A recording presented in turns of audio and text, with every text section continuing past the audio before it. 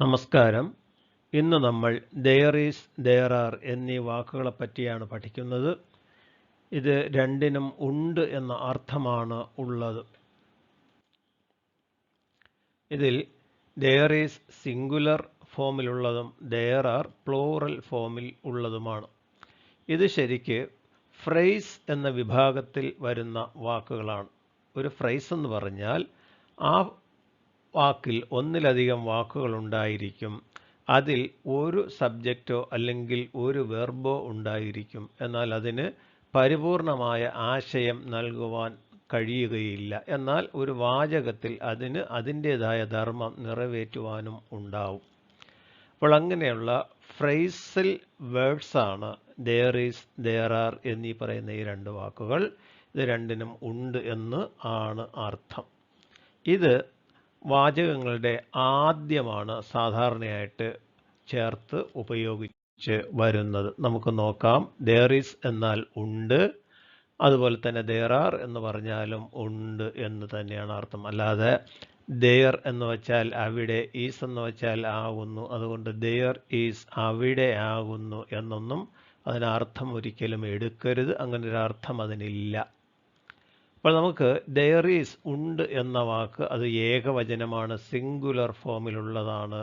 അത് ഒരു സ്ഥലത്ത് എന്തെങ്കിലും ഉണ്ട്, വസ്തുക്കളോ ആളുകളോ മറ്റെന്തെങ്കിലുമോ ഉണ്ട് എന്ന് പറയുവാൻ വേണ്ടിയിട്ടാണ് there is ഏകവചനത്തിൽ ഉപയോഗിക്കുന്നത്. അതുപോലെ ഒരു സ്ഥലത്ത് എന്തെങ്കിലും ഉണ്ട് അല്ലെങ്കിൽ ആരെങ്കിലും ഉണ്ട് എന്ന് പറയുമ്പോൾ ബഹുവചന രൂപത്തിലുള്ള സാധനങ്ങൾ, ഒന്നിലധികം വസ്തുക്കളോ അല്ലെങ്കിൽ ഒന്നിലധികം ആളുകൾ ഒക്കെ ഉണ്ട് എന്ന് പറയുമ്പോഴാണ് there are ഉപയോഗിക്കുന്നത്. ഒരു സ്ഥലത്ത് എന്തെങ്കിലും ഉണ്ടെന്ന് പറയുമ്പോഴാണ് ഇത് ഉപയോഗിക്കേണ്ടത്. അപ്പോൾ there is ചേർത്ത് നമുക്ക് നോക്കാം. there is a big tree in the garden. there is a big tree in the garden. there is ഉണ്ട്, ഒരു ബിഗ് ട്രീ വലിയ മരം, in the garden പൂന്തോട്ടത്തിൽ ഒരു വലിയ മരം ഉണ്ട്. അടുത്ത് there is a pot in the kitchen. there is ഉണ്ട്, ഒരു പോട്ട് കലം, in the kitchen അടുക്കളയിൽ ഒരു കലം ഉണ്ട്. there is a teacher in the classroom. there is ഉണ്ട്, ഒരു ടീച്ചർ അധ്യാപകൻ അല്ലെങ്കിൽ അധ്യാപിക, in the classroom ക്ലാസ് റൂമിൽ ഒരു അധ്യാപകൻ അല്ലെങ്കിൽ അധ്യാപികയുണ്ട്. there is a dog at the gate. there is ഉണ്ട്, ഒരു ഡോഗ് നായ, at the gate ഗേറ്റിനരികിൽ അല്ലെങ്കിൽ ഗേറ്റിനടുത്ത് ഒരു നായ ഉണ്ട്.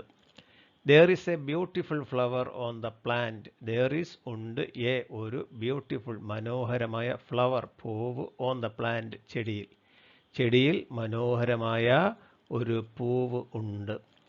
there is someone at the door. there is ഉണ്ട്, someone ആരോ അല്ലെങ്കിൽ ആരെങ്കിലും എന്നർത്ഥം ചില സാഹചര്യങ്ങൾ ഇതിനുണ്ട്. at the door ഡോറിനടുത്ത് അല്ലെങ്കിൽ ഡോറിനരികെ ആരോ ഉണ്ട്.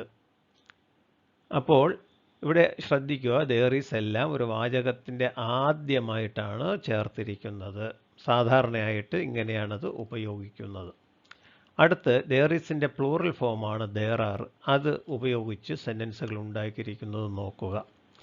there are many stalls in the market. there are ഉണ്ട്, many അനേകം അല്ലെങ്കിൽ ഒന്നിൽ കൂടുതൽ, ബഹുവചന രൂപമാണ് ഇതെല്ലാം. ഒന്നിൽ കൂടുതൽ സ്റ്റാൾസ് ചെറു കടകൾ, in the മാർക്കറ്റിൽ ചന്തയിൽ അനേകം പെട്ടിക്കടകൾ അല്ലെങ്കിൽ ചെറു കടകൾ ഉണ്ട്. there are several tall buildings in the city. there are ഉണ്ട്, several അനേകം, ഒന്നിൽ കൂടുതൽ എന്നർത്ഥം. tall പൊക്കമുള്ള, buildings കെട്ടിടങ്ങൾ, in the city സിറ്റിയിൽ അനേകം പൊക്കമുള്ള കെട്ടിടങ്ങൾ ഉണ്ട്. there are 7 jackfruits on the tree.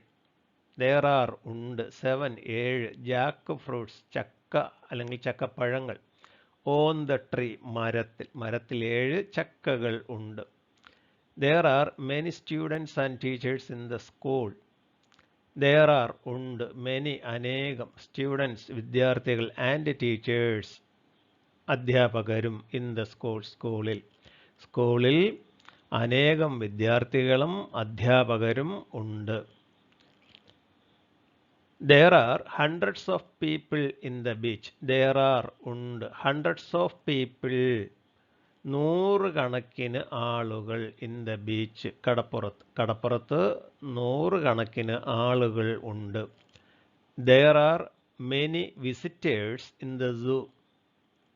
There are ഉണ്ട് many അനേകം visitors സന്ദർശകർ in the zoo മൃഗശാലയിൽ